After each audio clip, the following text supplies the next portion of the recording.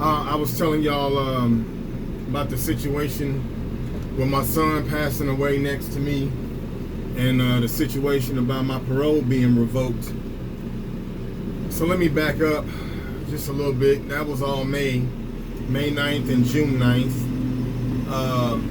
of 2015. But so let me back up to February of 2015. I had been, I was telling y'all how I had been evicted, lost my job, my truck, blah, blah, blah.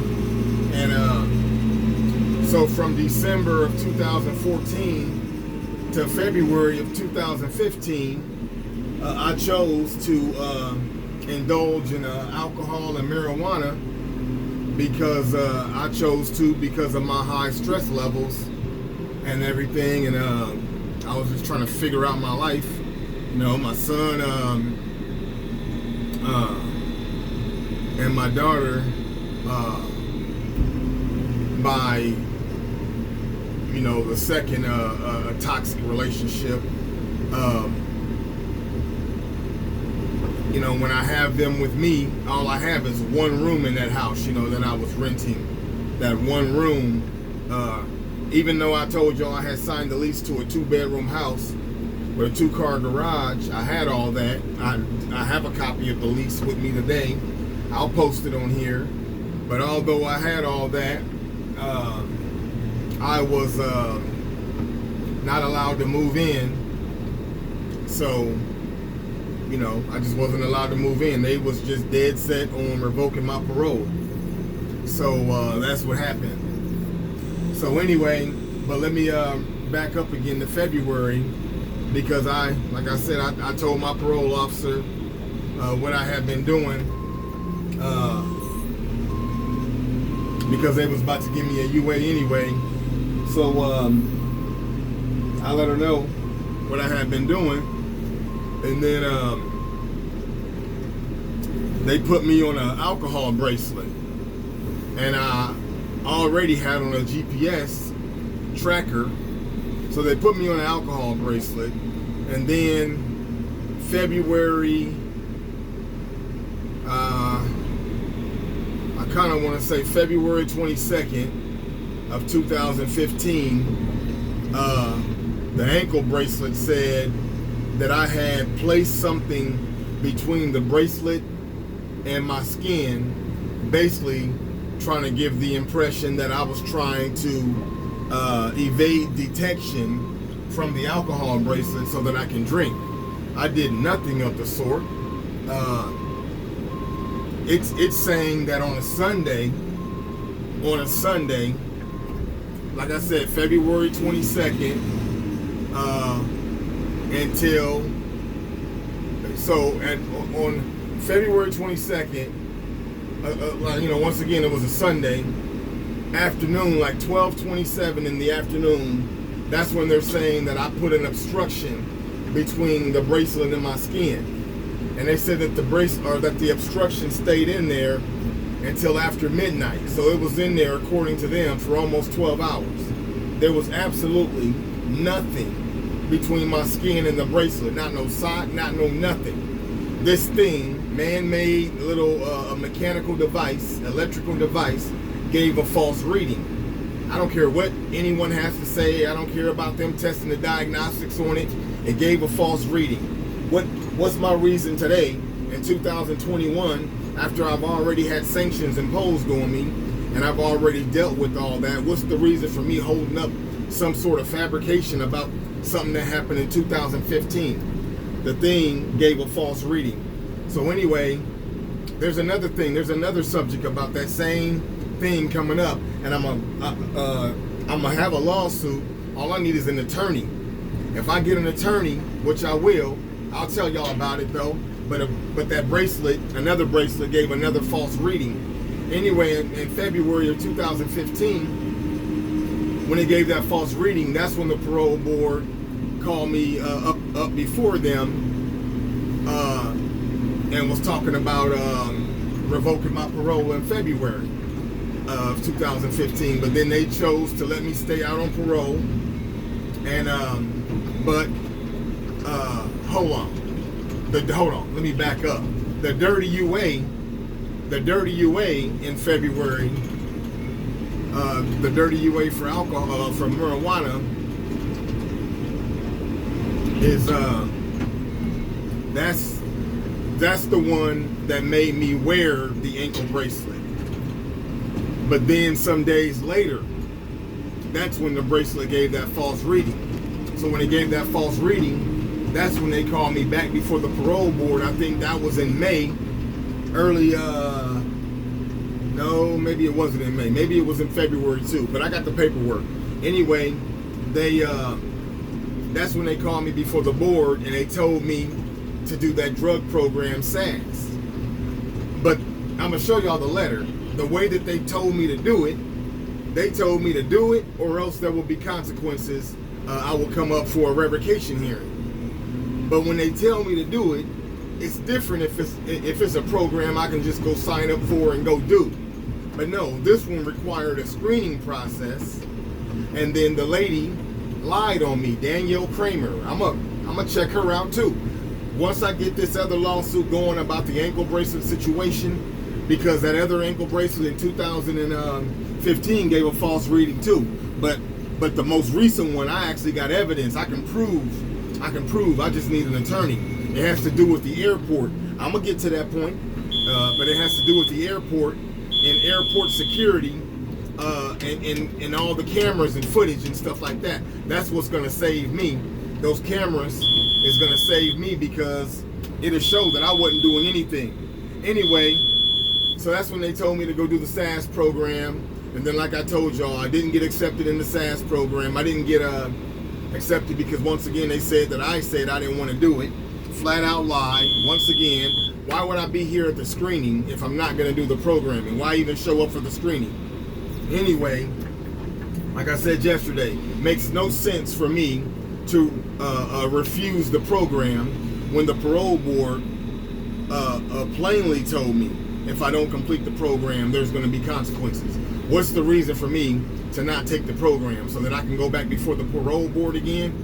So anyway, all that had come to the light though. But then, now I'm back to the point where my parole is actually revoked, and I'm back in D&E, and little did I know I was gonna be in there for 4 years and 2 months. Not in D&E for that long, but in prison. And so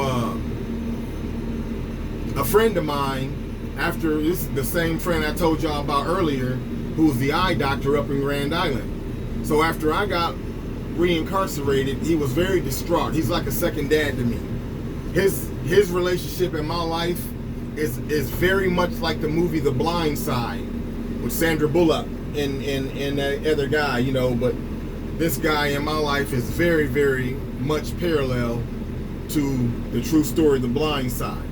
Anyway, he was very distraught that I was back incarcerated, so he wanted to know why. And then I kept telling him the reasons. They sent me back for a program that I'm not even qualified for.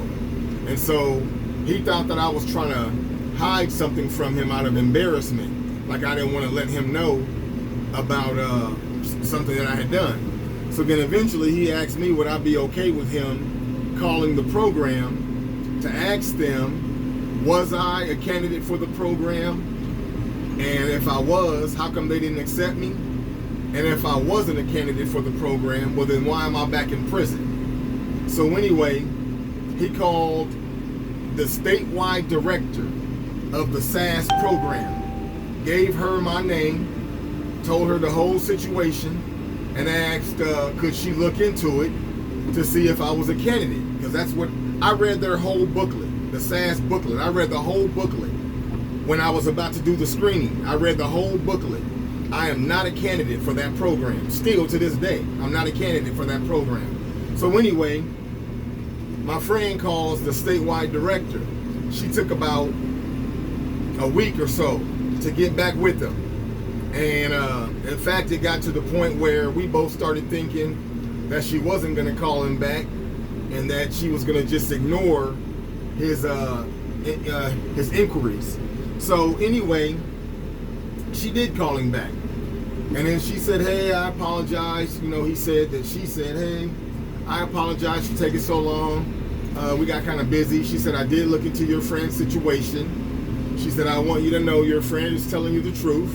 She said, he is not a candidate for this program. She said, first of all, he's not a candidate for this program because he has a second-degree murder.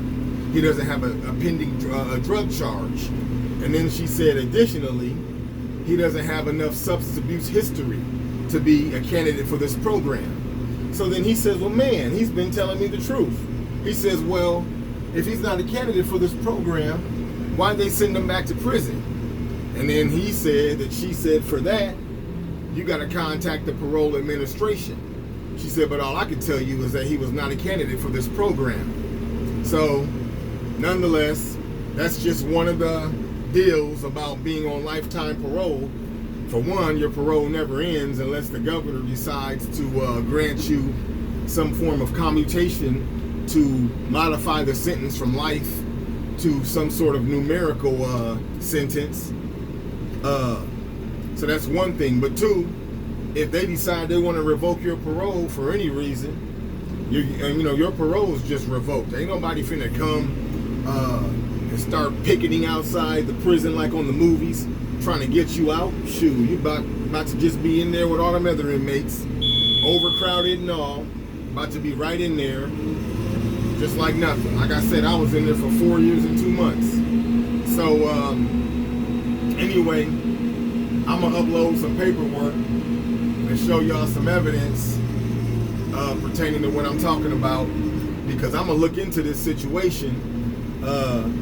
I want to know who is the drug counselor who recommended to the parole board for me to do SAS. When that thing gave a false reading, when the bracelet gave a false reading in February of 2015, somebody gave a recommendation for me to do the SAS program, and that's why, at least that's why I think the parole board told me to go do SAS, because who's going to tell me to do SAS unless it's a drug counselor, you know what I'm saying?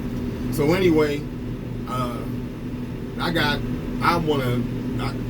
to talk to somebody about this situation, straight up, because I got other sacrifices that happened during these 4 years and 2 months that I was locked up. And this, in real brief, I'll just tell you